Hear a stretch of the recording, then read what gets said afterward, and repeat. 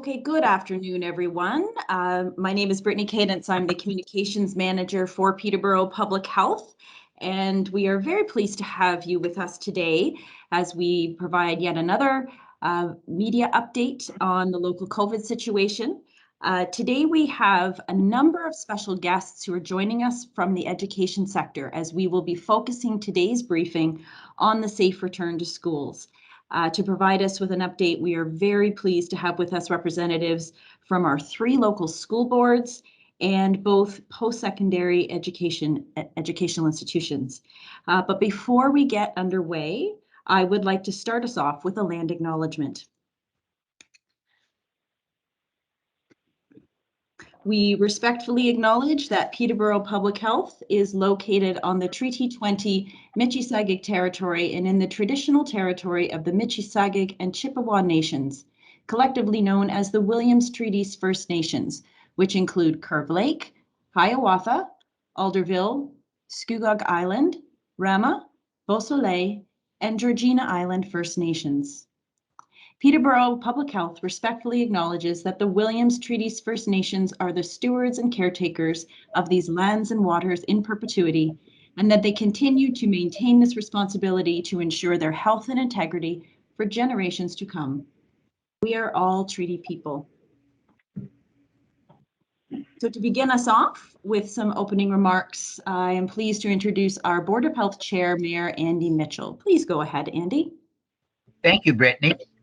I am pleased today to welcome Dr. Ian Gimmel to our briefing.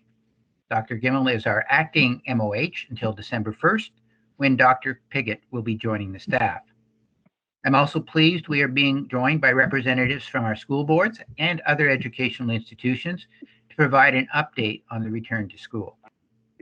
Yesterday, Ontario began the mandatory need to demonstrate vaccination status at certain settings, including indoor dining at restaurants, gyms, movie theaters, and other locations. Proof of vaccination is available online and can be downloaded. The new requirements introduced yesterday can be a challenge for both operators and patrons. They are important, however, for decreasing the spread of the Delta variant in our community. Please be patient and respectful. The person across from you is trying to do the best they can. Getting upset will not be helpful. It has also been encouraging to see both the city and county councils move to adopt vaccination policies. They join many other municipalities and organizations which have taken similar actions. Vaccinations are an important tool in fighting COVID-19, and the community should be congratulated, as 84.3% of those eligible have had a first dose and 78.7% have had a second dose. There is still more to do. Together with public health measures like masking and physical distancing, they remain our most effective weapon against COVID-19. As fall arrives and more of our activities move indoors, I urge everyone to get vaccinated, to wear a mask when required, to keep your physical distance when masking is not possible, and to stay home and get tested if you feel ill. Stay safe, be well, and in all things, be kind. Thank you. Thank you so much, Mayor Mitchell, for starting us off today with that. Okay, so to run us through the current statistics regarding the local COVID response, I'm pleased to introduce Donna Cherpy, our incident commander for Peterborough Public Health's COVID emergency response. Please go ahead, Donna. Oh, I think you're on mute. Good afternoon, everyone, and so thank you for participating in this media event. I'm just going to give you some data that's based on current counts as of late afternoon yesterday. So in Peterborough, we are currently following 25 active cases and 319 close contacts. And while these case numbers are lower than a couple of weeks ago, the number of associated high-risk contacts remains quite high. And this reflects the increased level of socialization that we are seeing among residents in classrooms and workplaces and other settings like that. And it's one of the reasons why we have clarified the expectations among resident or restaurant patrons for providing accurate contact information so we can follow up more quickly with those who may have been exposed to a positive case. Because the Delta variant continues to be the dominant strain that we are seeing locally and provincially. Next slide, please. So on this graph, we can see that over the past 3 weeks, our case numbers are tracking relatively well. And so far in the fourth wave, we are actually seeing somewhat of a decline in cases week over week. And this is largely because of the effect of widespread vaccination among local residents that is helping to blunt the curve. And we continue to work in that regard and hope that this trend continues. Next slide, please. So I'm very pleased to report that we continue to have no active COVID outbreaks in our community. And while there are currently some cases in local schools, there have been no school outbreaks since the academic year has begun. Next slide. So this map from Public Health Ontario shows you Peterborough's weekly case incidence rate as it compares to the rest of the province. And starting to the right of the slide, you can see that the weekly case incidence rates, and for the period ending on September 18th, it has increased from 18.2 cases per 100,000 2 weeks ago to 20.9 cases per 100,000. And the provincial rate is 33.1 cases per 100,000 over the same period. And this is slightly less than it was 2 weeks ago. And on the next slide, this map shows the case incident rates over the past 14 days in each region of the province. And for the period ending September 21, our area shows up in orange because it covers a 2-week period, including the week of September 6th when we reported 49 cases. Hopefully we'll return to the yellow zone by our next briefing. And then on this slide, we're showing the current vaccination data as of the end of yesterday's clinics. And that includes both pharmacy as well as clinics hosted by public health and primary care, etc. So starting with our youth rates on the left, you can see we have surpassed the 80% of those aged 12 to 17 who have received their first dose, and that nearly 70% of youth have received both doses. This second dose rate is a big jump of 4% over the past 2 weeks, so hats off to local youth for completing their vaccination series. The right-hand chart shows the proportion of eligible residents, that is, at this point in time, residents 12 years of age and over, who have received the vaccine. And as you can see, we are well on our way to having 85% of our eligible residents receive at least 1 dose. And the rate of fully vaccinated eligible residents has increased by just over 1% during the past 2 weeks and now stands at 78.7%.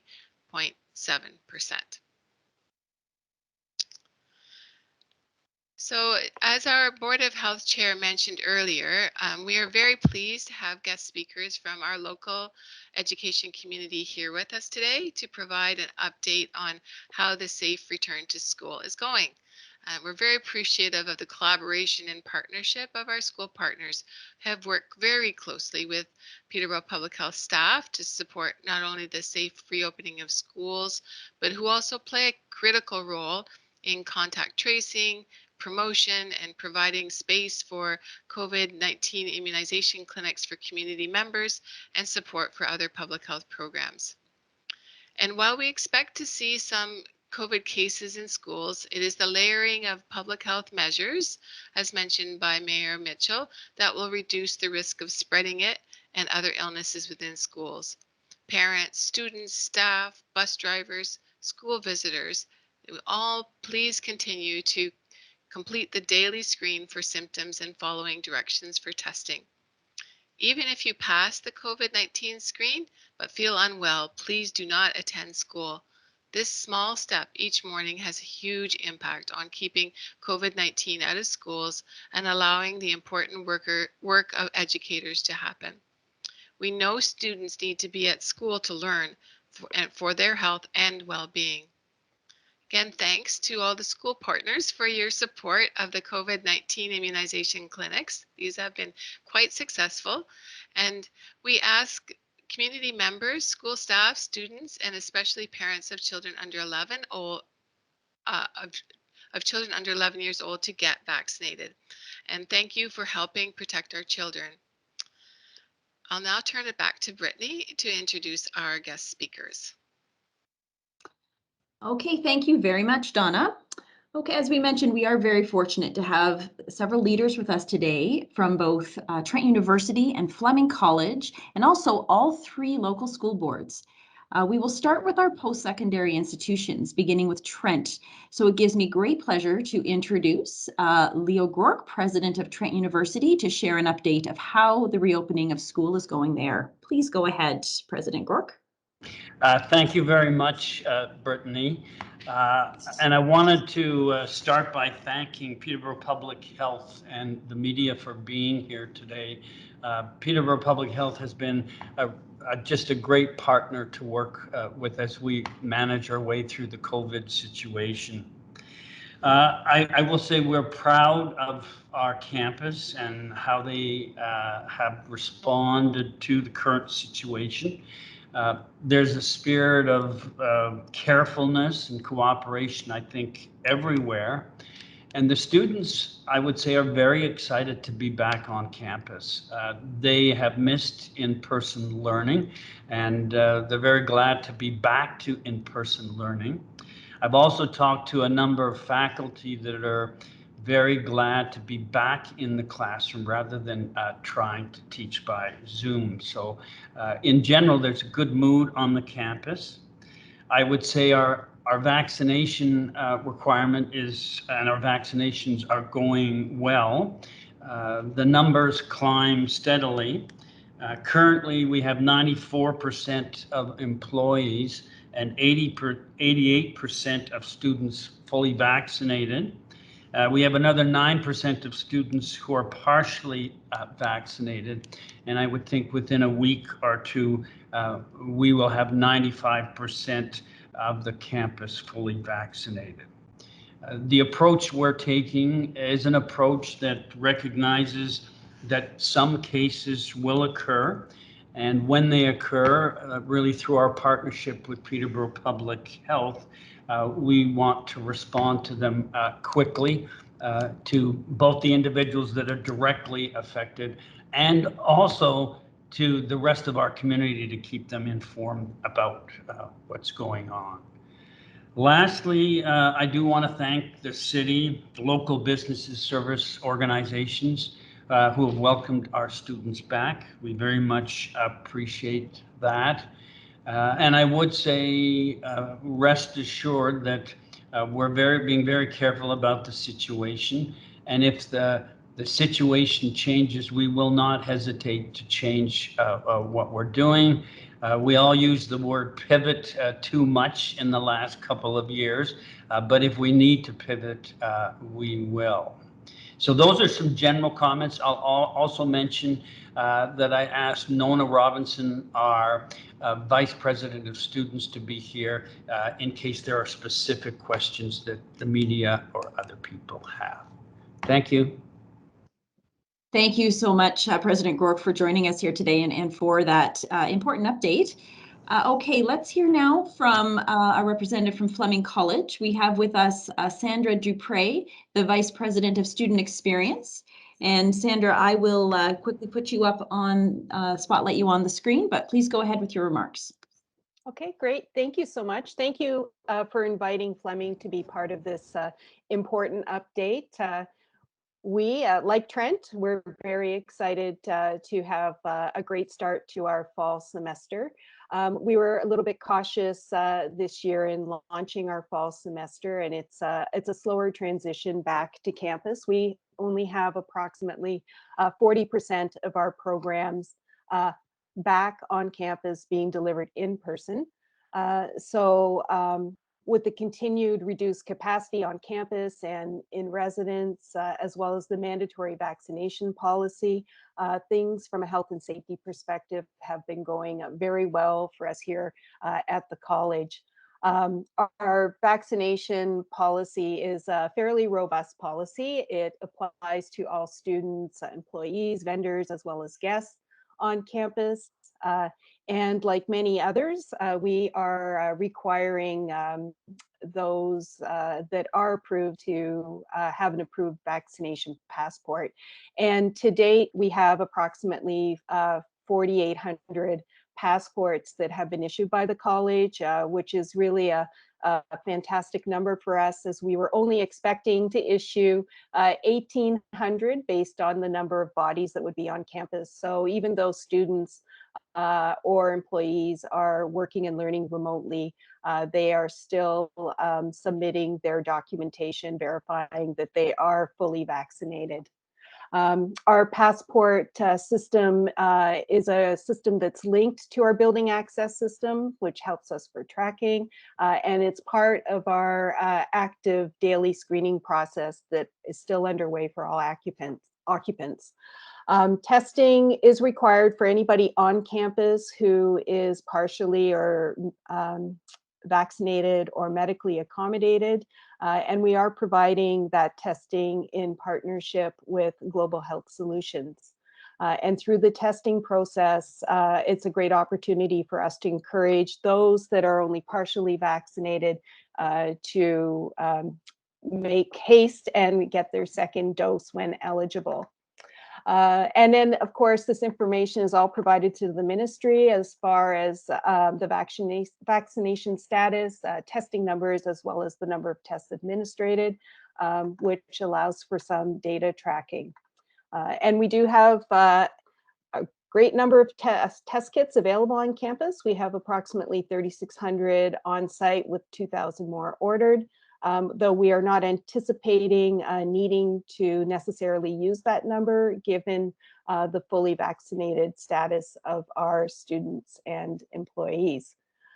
So in addition to the mandated vaccination requirement, we also have a number of other health and safety measures that are in place, including physical distancing in our common spaces, mandatory mask, controlled entry, and in-class attendance for all on-campus academic delivery, as well as in partnerships with the Peterborough Public Health vaccination clinic. So we had one previously, and we have another on the future horizon. Again, I can't say enough how grateful we are for all of the support that we've received from Peterborough Public Health. They've been amazing with us as we launched a semester successfully. And I think it's been a great experience for us to be able to partner in that regard. So, and thank you to the community as well. The community is very supportive of our students. As mentioned by Trent, we're very fortunate to be part of the Peterborough community. Thank you very much, Sandra. Great to hear that things are off to such a good start there. Okay, let's move on to our local school boards, and we'll start with the Kawartha Pine Ridge District School Board. And joining us is the chairperson, Diane Lloyd. So Diane, please go ahead. Hello, and thank you. I'd like to begin by thanking Ms. Cherapy and Dr. Gemmell for the opportunity to join the briefing today. I'd also like to extend in her absence our sincere thanks and appreciation to Dr. Salvatierra for her extensive contributions to public health in our community and assistance to our educational organizations in particular throughout the challenges of these past months. Her supportive guidance and counsel, along with the collaborative work with her team, her supportive guidance and counsel, along with the collaborative work with her team, which we continue to be engaged in each day, is truly appreciated. Our best wishes on her seemingly very brief retirement. We know she will be a great help in her new role in Alberta. We know that safeguarding the health and safety of their children, our students, is our parents' greatest priority. We want to reassure parents and the community that we share that priority. Nothing is more important than the safety of our students and staff. It's a commitment we hold in common with our partners in public health and has been the guiding force in our planning to date. We were incredibly pleased to welcome students and staff and families back to our local public schools on September 7th. After many months of challenge and change, we know that our staff and students were very much looking forward to being back in the classroom together. We're incredibly proud of the strength, resilience, and growth of our students and our students and staff have demonstrated through these difficult and demanding times. It's truly been a pleasure to experience the energy and joy they brought back into our buildings in the new year. In preparing for the new school year, our back-to-school plans reflect the guidelines and directives from provincial health officials, including the Chief Medical Officer of Health for Ontario. These guidelines inform a wide variety of school practices and operations in a number of areas, including the structure of the school day and protective strategies for students and staff. Further provincial guiding in a number of the areas continues to flow to school boards, and we have ongoing collaborative discussions with our 4 local public health units as we work to implement these guidelines.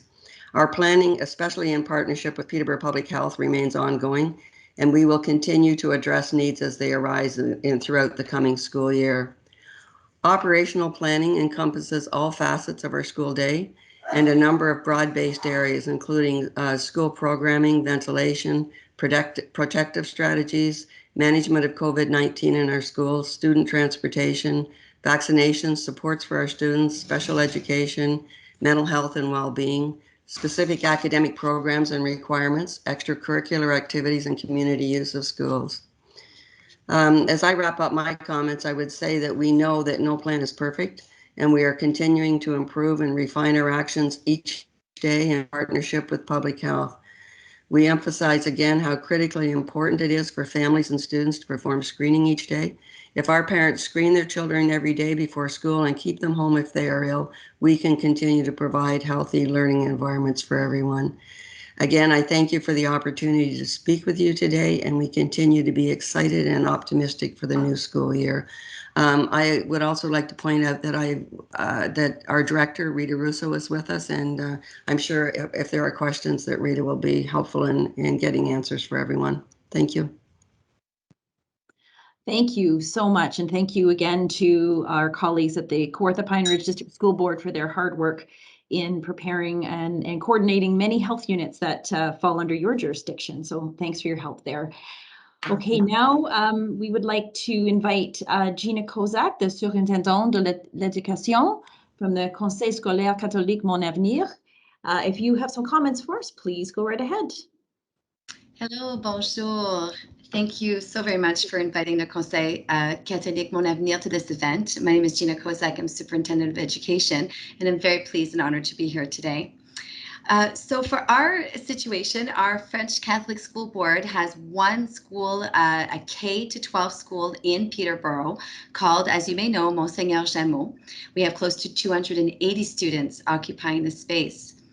So as my colleagues have said, we continue to implement all the guidelines that are imposed by us and given to us from the Ministry of Education, as well as our local public health units. This year, for example, we continue to adapt our schedules to minimize transitions. We reinforce the integrity of class cohorts in the elementary panel, and we have limited the classes to 2 courses per day in our high schools to mitigate the risk, on top of all the other public health measures such as masking, physical distancing, etc. And I'll say hand washing. Though some regular activities have resumed gradually, they are managed with caution to ensure that we are in a position to keep our students and our staff safe. As the trend in many boards, the vast majority of our families have chosen to return to school in person this year, and we are very pleased to have welcomed them back in our buildings. Our board covers a vast territory, and we have the pleasure of working with 13 different public health units. And so we are always very pleased to collaborate closely with all of them, and especially, of course, Peterborough Public Health. We appreciate the expertise and the support that we've received since the onset of the pandemic. Our board, because of this reality, we've tried to streamline our procedures to help staff, students, and parents navigate through the different protocols and guidelines. So for instance, we have opted to use the provincial screening tool for all of our students and our staff for the daily screening.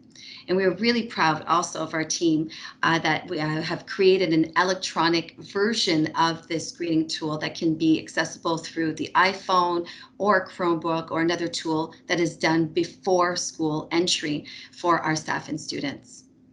Though we are seeing a slightly downward trend in provincial COVID cases, and the Chief Medical Officer has shared some optimism with us, our main focus is to continue supporting all initiatives which will contribute to keeping our schools open to families who have chosen in-person learning. Regarding extracurricular activities, we have opted to introduce a gradual return to clubs and sports. We are reintroducing these with some limits. In elementary, we are limiting to one activity per time at a time for students. And in the secondary panel, we are limiting to 2 activities at one time. We are maintaining detailed lists of these groupings in order to facilitate contact tracing if need be. Students and staff are also quickly readapting, I should say, to the routines and are acclimatizing to their new classes. We are very pleased to have them back, as I said, and comparatively to last year, we see that we have some muscle memory. We've gained much more experience in managing COVID in the schools. We've developed mechanisms in working with our local public health units to respond quickly to cases if they should arise, to isolate our cohorts expeditiously, and to maintain clear and regular communications with our families. We continue to offer synchronous learning for dismissed cohorts during their isolation period as to not interrupt their learning cycle. In terms of the vaccination status of our personnel, our board has opted to update our numbers every Friday on our dedicated zone on our website for COVID-19 management, and we've seen that response rates increase every week. Currently, we have 67% of all staff vaccinated against COVID-19, and we are seeing an upward trend, as I said, from week to week. Our board responds also very favorably to the possibility of hosting vaccination clinics in our high schools when needed. We will continue to accommodate these requests and share all relevant information to our families. We are, of course, waiting for the onset of the vaccination for our younger students, and all the exercises that we're currently doing across our territory are laying the groundwork to be ready for the next phase.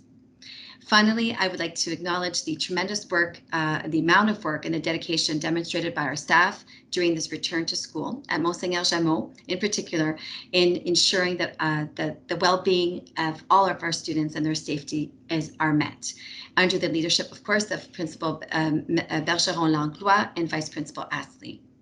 We are again very pleased to be here today and welcome all questions at the end of the session. Thank you very much.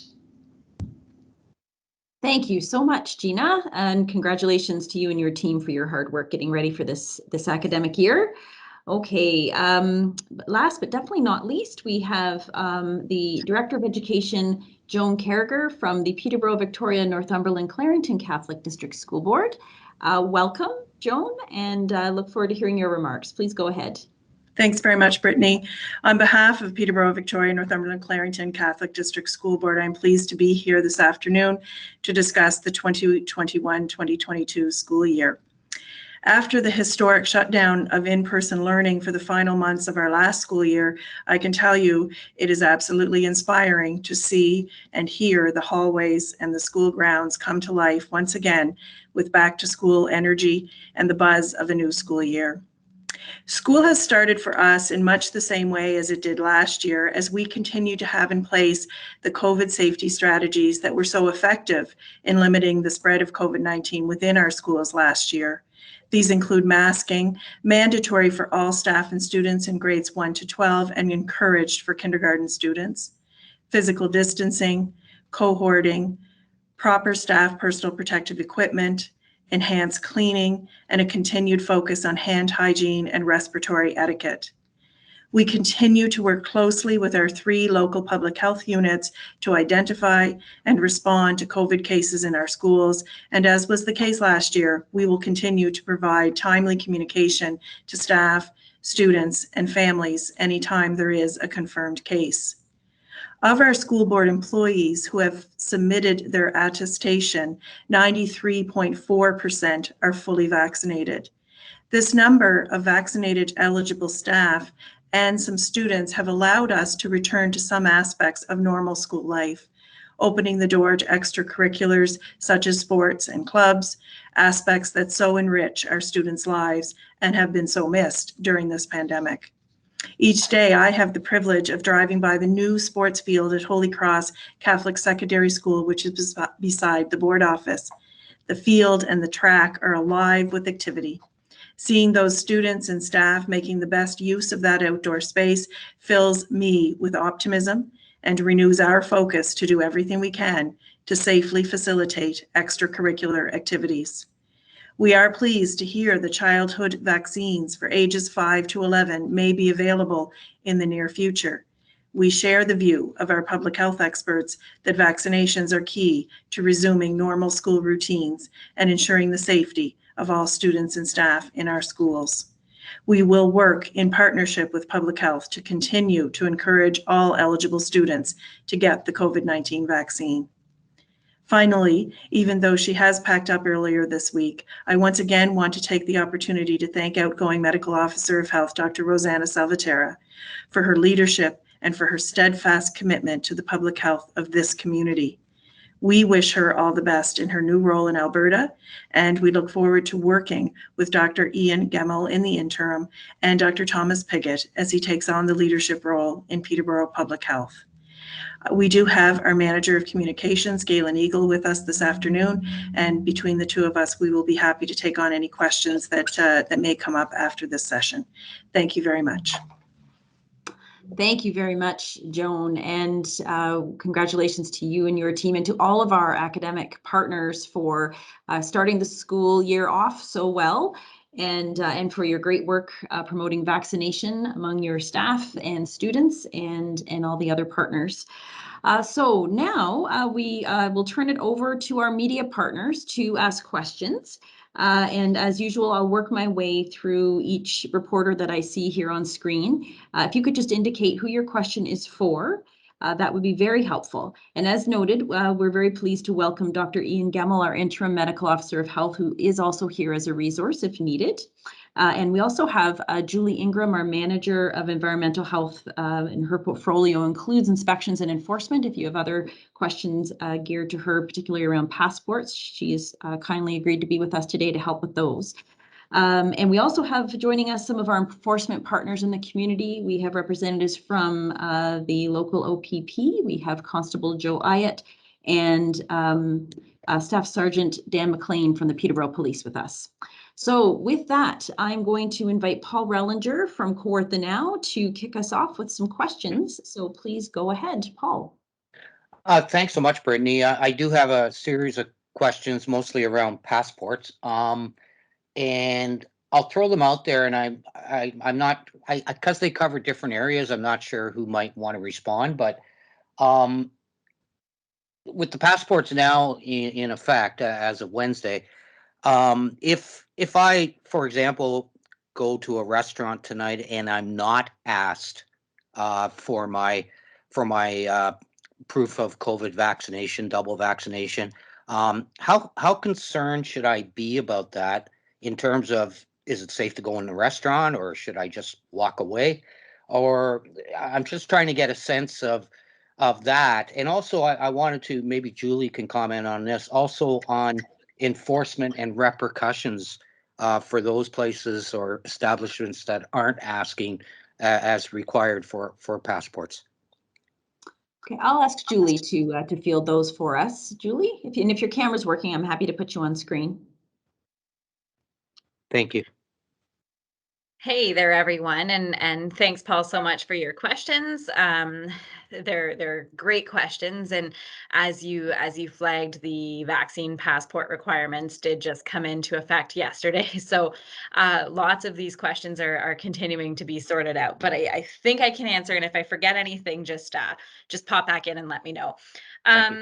Regarding your first question about how concerned a patron should be if they go into a restaurant to dine in and they're not asked for their proof of vaccine. individually, personally, how concerned should you be?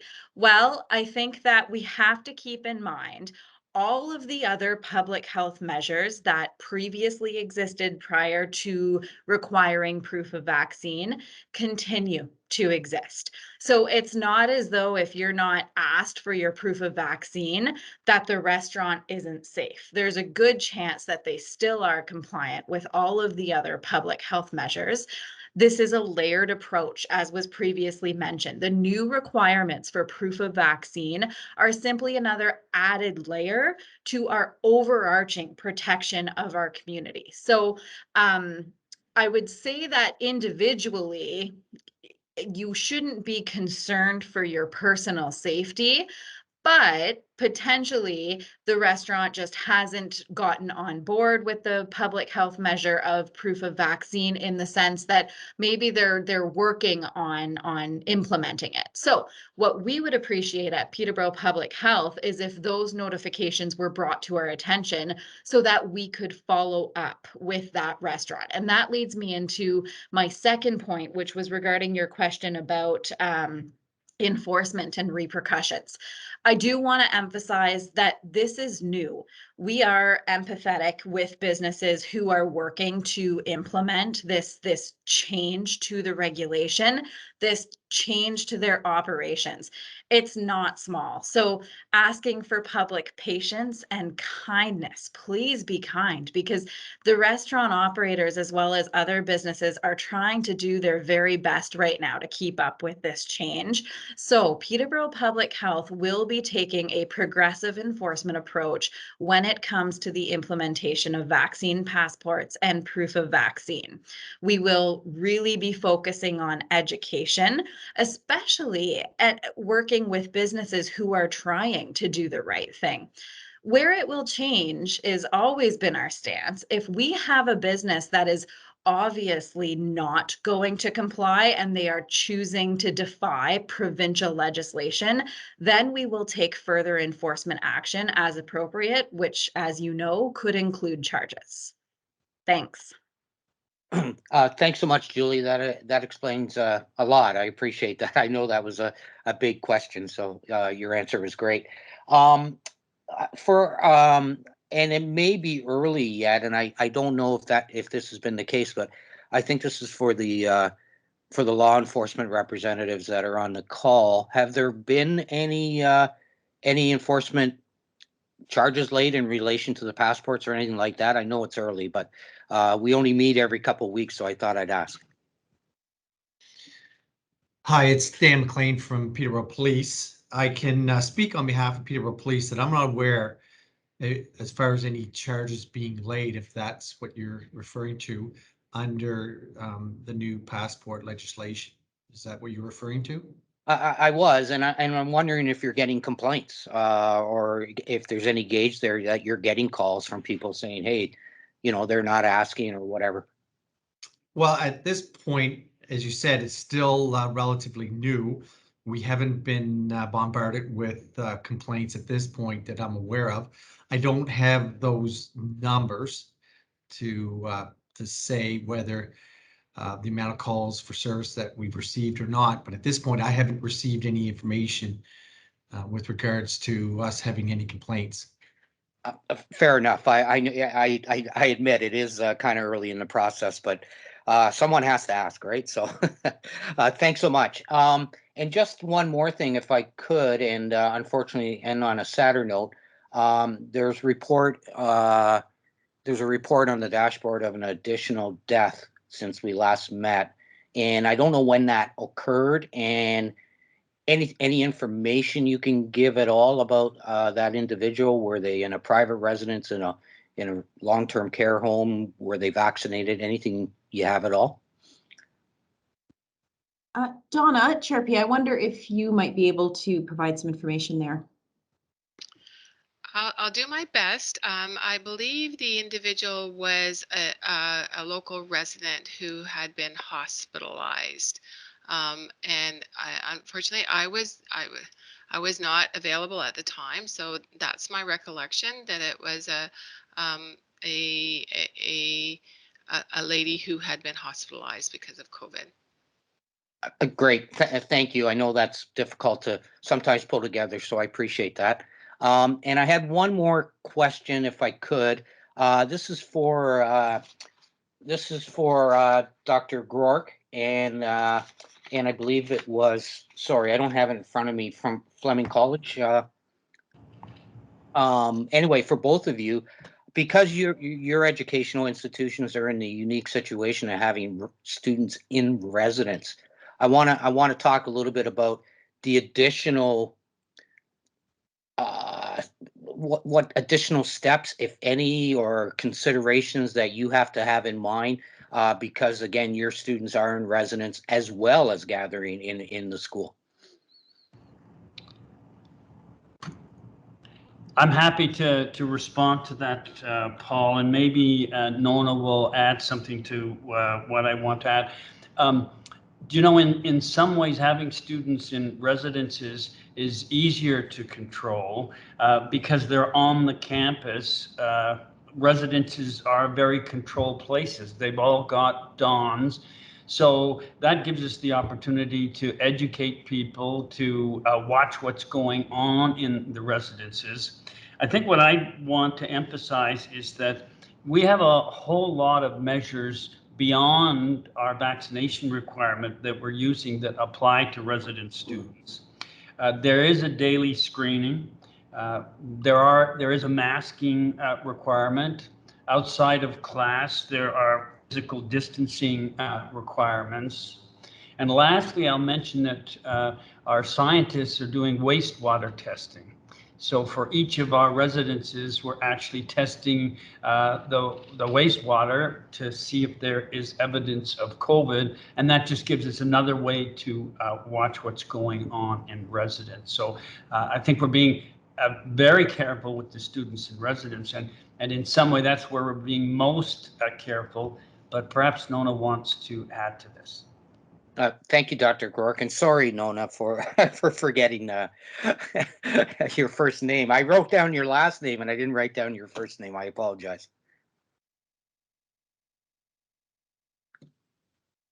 You're muted, Nona.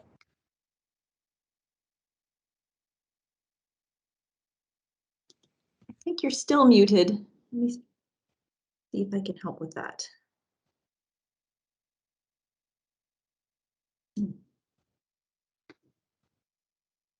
Showing that you're unmuted on my side, Nona. I'm sorry that we can't hear you. Oh dear. Okay. No big deal. Thanks so much, Nona. Thanks so much, Dr. Groark, and thanks for your patience. That's all my questions, Brittany. Thank you. Okay, great. Thank you very much, Paul. Wonderful. So let's now hear from Matt Latour from our local radio stations. Go ahead, Matt, if you've got some questions for our speakers today. Yeah, I've got two questions. Both of them are for Dr. Gemmell. My first question is just how has the transition been from moving into acting medical officer of health in this region? Has it been something that's been a bit of a challenge, or has it been more or less, I guess, seamless? Well, thanks for the question, Matt, and also thanks to Mayor Mitchell, our board chair, for your kind words, and thanks to our partners for all the efforts you're making to make the schools as safe as possible. It's great to work again with the school boards because these names are very familiar to me. And so, Matt, part of my transition here, and it's really this is my fourth day working with Peterborough Public Health. The school board names are familiar to me. I've worked with them previously when I was the acting medical officer of health for HKPR Public Health earlier this year. So, and I have been helping out with different local public health agencies across Ontario. I've got, I won't tell you how many years of experience in public health, and it's been a real opportunity and privilege for me to be able to be involved in one of the most historical events in public health. We don't get pandemics like this one very often. Thanks for the question. Perfect. And my next question had to do more so with flu season. I've been reading quite a bit that it's expected this year's flu season could be a bit worse. I know last year's really wasn't that bad from everything I've read because of the masking and social distancing. So I was wondering if you know why this year's maybe anticipating or projecting to be worse than last year's, even though we're doing all the same things. Well, again, thanks for the question, Matt. And just to say that one thing I have learned the hard way over the years is never to predict what influenza is going to do. We did have a bit of a clue for the last influenza season that we wouldn't have very much going on because we are looking at the experience in the Southern Hemisphere when their influenza activity was almost nil.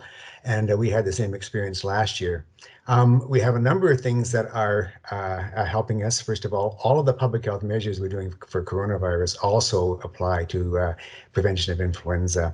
And so I think that helps, is going to be helpful in keeping this and other respiratory viruses down to a minimum. Personally, I haven't been sick for a couple of years now, which is remarkable when you consider how many respiratory viruses circulate each winter. I also want to take this as a chance, if I may, to promote influenza vaccine that's going to be available probably within the next 4 to 6 weeks as a safe, effective, and long-lasting, and by that I mean at least to the next influenza season, way of preventing families from not having influenza, and it's kind of a nasty infection when people get it, but also if we get these other respiratory viruses, it's going to complicate things because we won't know whether it's coronavirus or not, which means all the testing and kids out of school and this sort of thing. So please, this vaccine is available to every single resident of Ontario above the age of 6 months of age. It's a safe and effective way of preventing this, and I highly commend it to you. Whether we'll have a bad influenza season, then to get the number of your question, remains to be seen. With some more reopening that we've had and people mingling more, I think this possibly is the reason why people are saying that influenza may be more prominent this year. But we have a vaccine to prevent coronavirus and a vaccine to prevent influenza virus as well. And these are the ways that I think, in addition to all the public health measures like distancing and masking that are continuing to be put into effect, will, I hope, keep influenza to lower levels, because it will complicate things if we get higher levels of influenza this season. Thank you for the question. Perfect. And my last question, I know I said two, but I just thought of one. If somebody's getting a flu shot, do they have to wait a certain amount of time after getting a COVID vaccine to do that, or is it good whenever? Yeah, there is a recommendation currently, and it's a recommendation based not on data, but on expert opinion, that there should be an interval between the receipt of coronavirus vaccine and other vaccines. I would therefore recommend that everybody take this opportunity right now to get your coronavirus vaccine, so that when influenza vaccine becomes available in a few weeks' time, that interval will have passed and there'll be no impediment to people getting influenza vaccine at that time. I just have to say, if I can, Matt, while we're on the topic of coronavirus vaccine, in my opinion, this is our way out of this pandemic, and we've got really great response so far, but we need to do more. If you look at the numbers on a population basis, and that it includes all those kids 12 and under who can't be immunized, we're at about 70% of the entire population immunized nationally. That's our coverage nationally. And while it's very impressive, it's not enough. We have to get more, because as long as there is 30% of the population that is susceptible to coronavirus, this darn virus, which is so unpredictable, is going to continue to circulate. So immunization is the key out of this situation, so we don't have to face lockdowns, etc., in the future. Thanks. Perfect. That's it from me. Thank you. Okay, great. Thank you very much, Dr. Gemmell and Matt, for those good questions. Okay, let's hear from our reporter from Peterborough this week. We have joining us, Bill Hodgins is with us today. So if you've got questions for our speakers, please go ahead, Bill. Hi, thank you. Just a couple of passport related questions as well, if that's okay. Certainly out west, we've heard people talking about how easy it is to maybe manipulate the certificates people have, and I see people are talking about Ontario as well. Is there a specific fine or penalty if you're caught with a altered certificate? I'll ask Julie if she can answer that one for us. Sure. Great question, Bill. I'll take one approach at it. There are provisions under the Reopening Ontario Act related to obstruction, and obstruction charges can be placed on individuals for simply that. So that is one avenue that could be taken in the event that it is confirmed somebody has presented falsified documents. But it's also fraud, and not to put my enforcement colleagues on the spot, but I'm wondering if either Peterborough Police Service or OPP would be willing to speak to the fraud side of it. I wonder if we can start with Staff Sergeant Dan McLean, if you have some comments. Sure. With respect to the fraud, with as far as someone fraudulently indicating that they have been vaccinated and they're not, is that, I just want to understand the question. Yes, that's what I'm wondering, if there's a specific fine or penalty for that. I think, as what Julie was saying, I think obstruct could be a more applicable avenue under the Reopening Ontario Act. As far as a fraud is concerned, it's more complicated as far as to try to prove the intent of the person at the time. What was the intent of the person? Did they have some type of culpability with respect to a criminal charge? A criminal charge as far as having that intent to mislead or to manipulate the vaccine passports and those sort of things. I don't think we would be leaning towards fraud.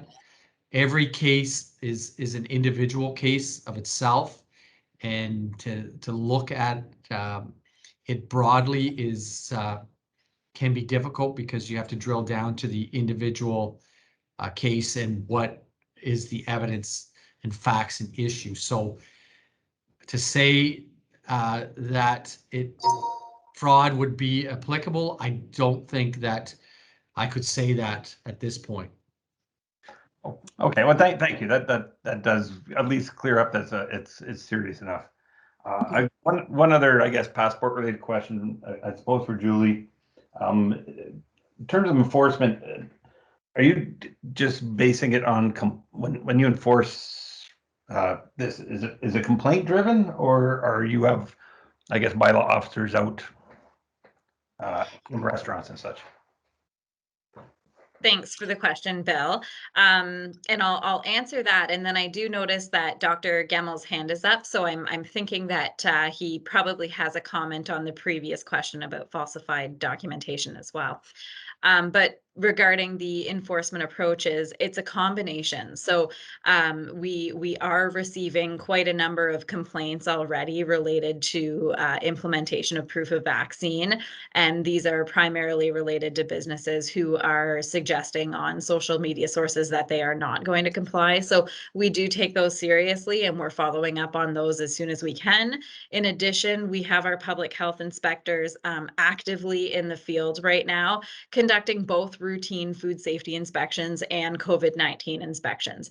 We have switched gears a little bit to do a focus on food premises that do have indoor dining areas, just to take a supportive approach and help them implement their own actions to comply with the proof of vaccine requirements. So again, we are both proactive and reactive, and our proactive side is very much focused on education, as is our reactive side when appropriate. So both avenues are open, and we will be updating our complaints website to provide an option for proof of vaccine complaints.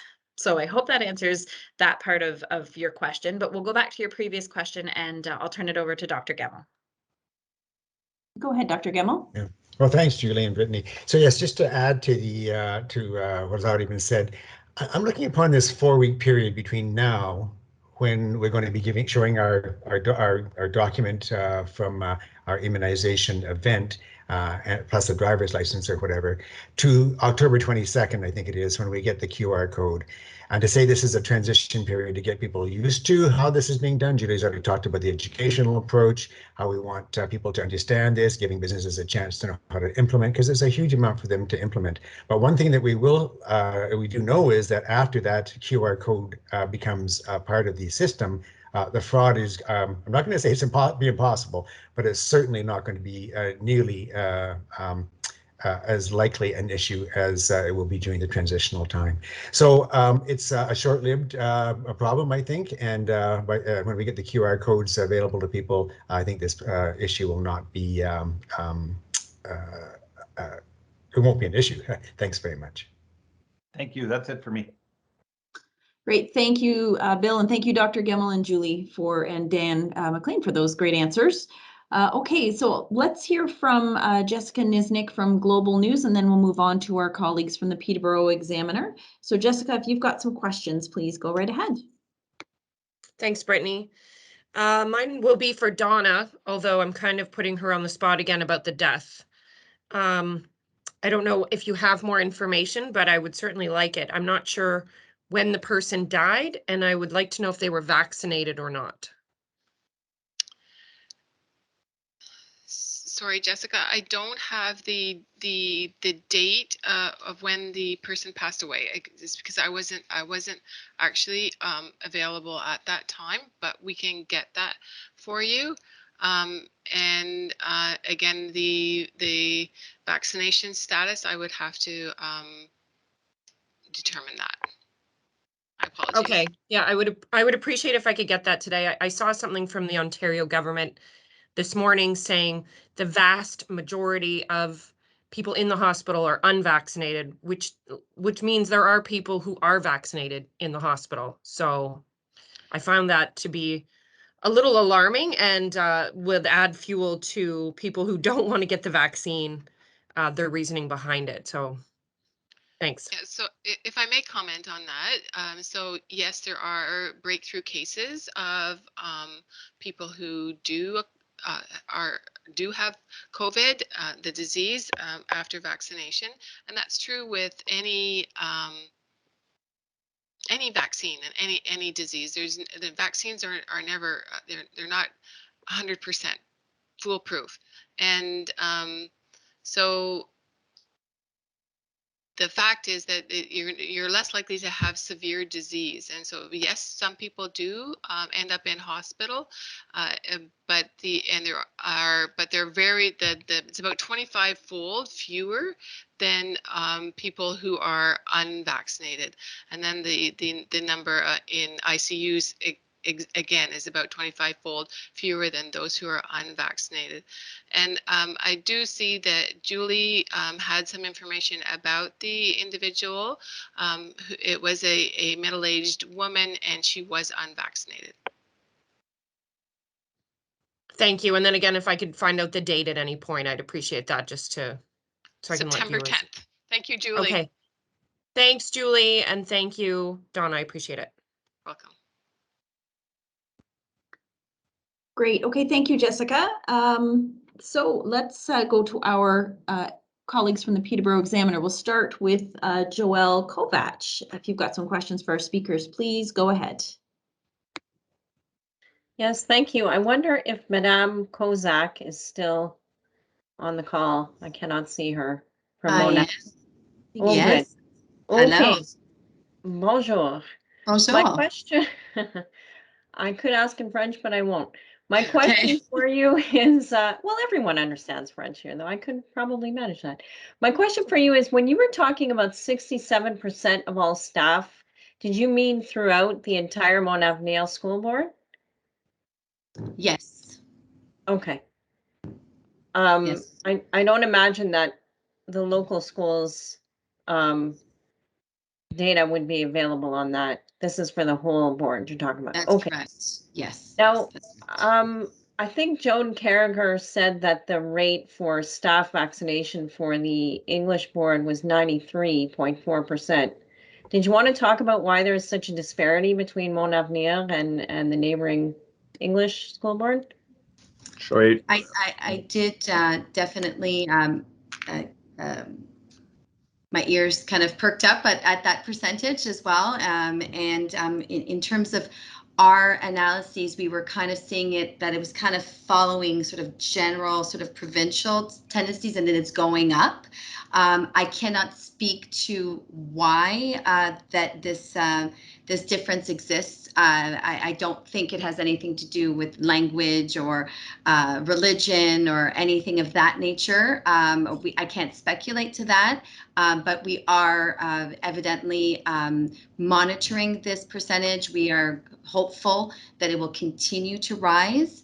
We will obviously continue to engage in promotion of all the benefits that vaccination brings to individuals, to schools, to the whole entire system. Again, our territory is very, very vast. It represents different municipalities, and so it's hard sometimes to see sort of like it's not a localized number, but we're optimistic that that number will go up, and we hope that we'll be in those high percentages like our colleagues. Thank you. Thank you, Gina. And I think Galen Eagle might have something to share on that. Go ahead, Galen. Yeah, I just wanted to clarify for Joel, all of the school boards in Ontario have posted publicly on their website as of yesterday the most up-to-date immunization numbers.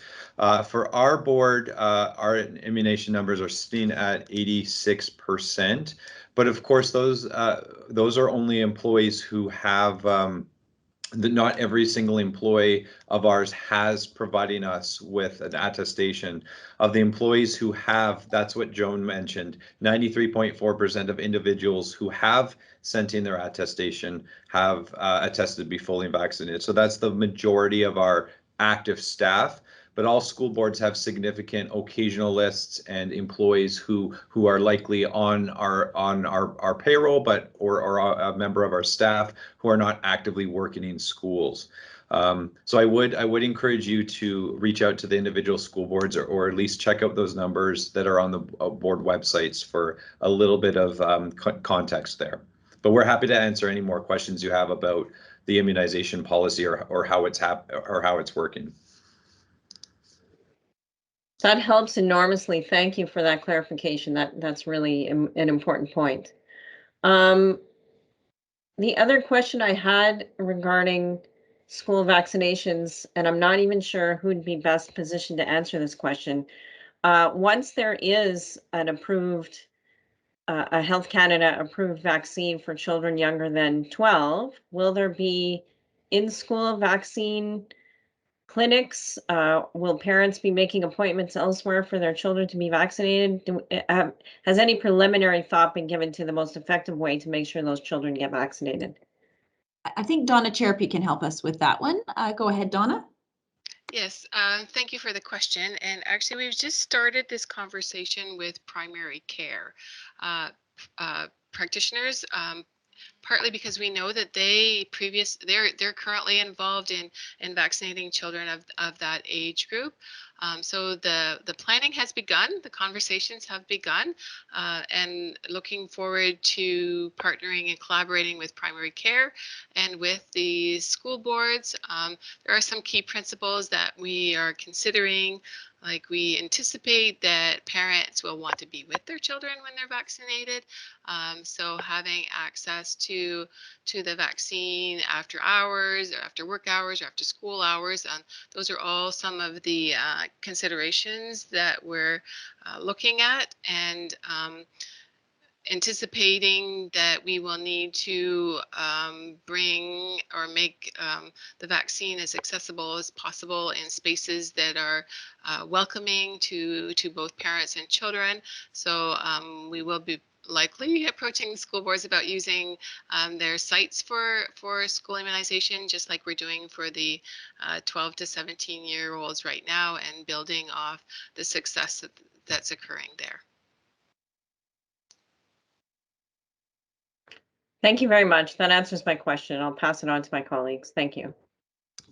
And Joelle, I'll let you know that Greg and I have just put in the links for our immunization attestation numbers. So you can follow up on those links there. Thank you. I have just noticed and am copying those addresses now. Thank you. Excellent. Thank you all for that. Okay, so let's hear from Brendan Burke, who's joining us by phone today. Do you have any questions for our speakers, Brendan?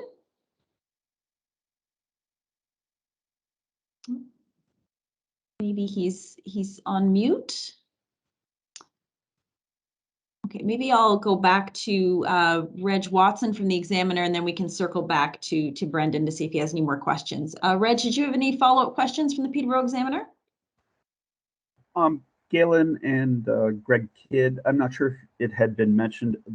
So the numbers of people that have not filed their attestations yet from the school boards, there's hundreds of them.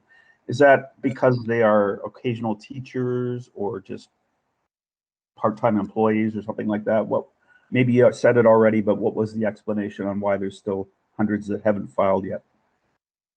I can take it from our side, and then allow either Greg or Rita to take it from KPR. Reg, we have I'd say that pot is a mix of employees.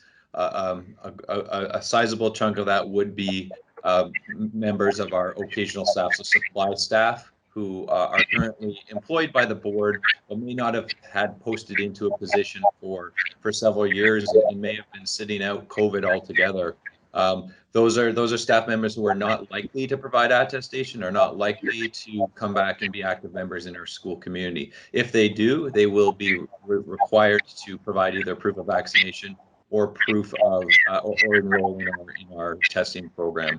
There are still a number of individuals in our employ who we continue to work with to ensure compliance with the attestation, and we're moving ahead with those employees to either put them on the path of complying with this procedure or moving towards disciplinary measures.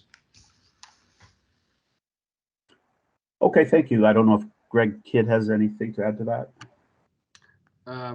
Reg, the only thing I would add is that it's very much the same circumstance for KPR as PDNC. I can just stress that we continue to follow up with anyone who has not yet completed their attestation. And I think the key takeaway is that in our schools, our staff will either be fully vaccinated or they would be subject to regular antigen testing as part of a condition of being in our schools. Oh, right, for sure. That's province-wide, I believe, too. Correct. Okay, thank you. Now, I'm not sure if Brendan Burke is able to ask his question, so I will ask it on his behalf. His question was to the Peterborough Public Health, and he was following up on the gap between the county areas and the city populations on vaccination rates, and just wondered if you could follow up on what the health unit thinks about that gap, and do you agree that there is a gap, and what is being done over the recent weeks to maybe try to close that gap? Thank you. Okay, thank you. Donna, if you'd like to handle that, please go right ahead. Yeah, so we have been looking at the data for vaccination rates in the county and the city, and just want to express that we have to interpret that data with a lot of caution, and it's not fully accurate necessarily. So even though we do believe that there is a gap, the exact nature of that gap is hard to pinpoint down, and it's related to how the information is gathered, the need to clean it, and because we do a lot by forward sortation area, and unfortunately, but we share those forward sortation areas with other public health agencies, so we're not, we don't have a super accurate picture.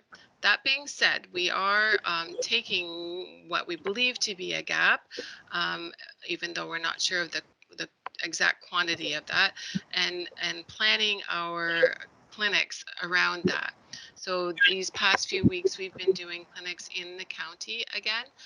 And actually today we're in Havelock because the eastern part of the county has, there does seem to be a fewer people or a lesser rate of vaccination in that part of the county. So we are still reaching out and working in partnership with our municipalities to address that gap.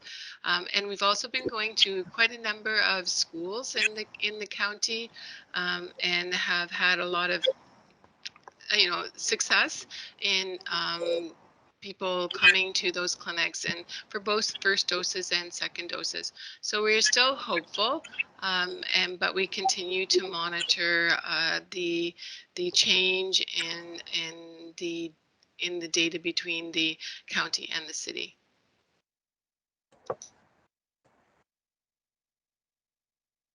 I hope that answers your question. Thank you.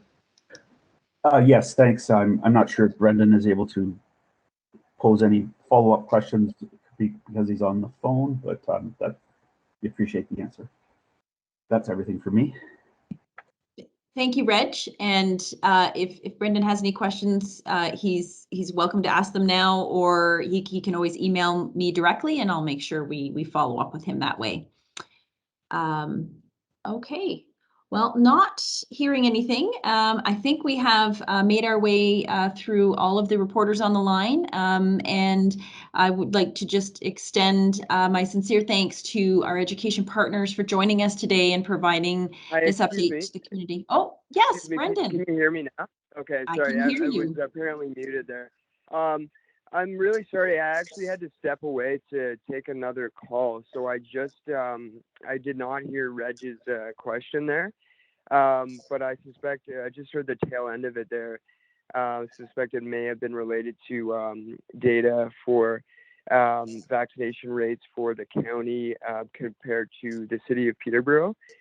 So I did file a request for that information yesterday, and I heard back that it was not readily available.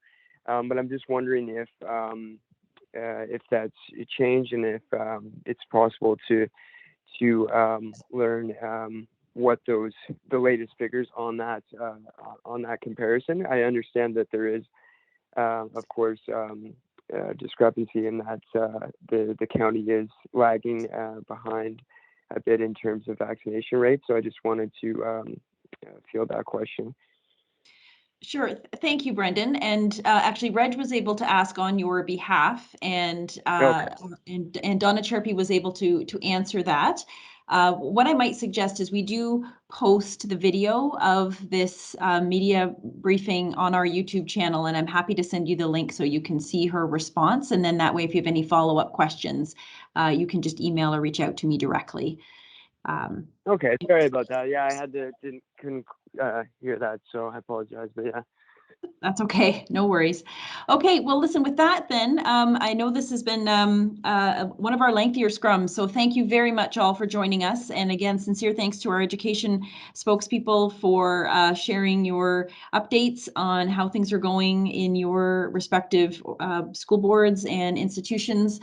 Great to see all the wonderful work that people are doing to try to keep everybody safe. And with that, we will sign off, and we will see you back here on October 7th, which will be the next bi-weekly media briefing. Thank you all, and take care. Bye-bye. Thank you. Thanks, everybody. Thanks. Merci.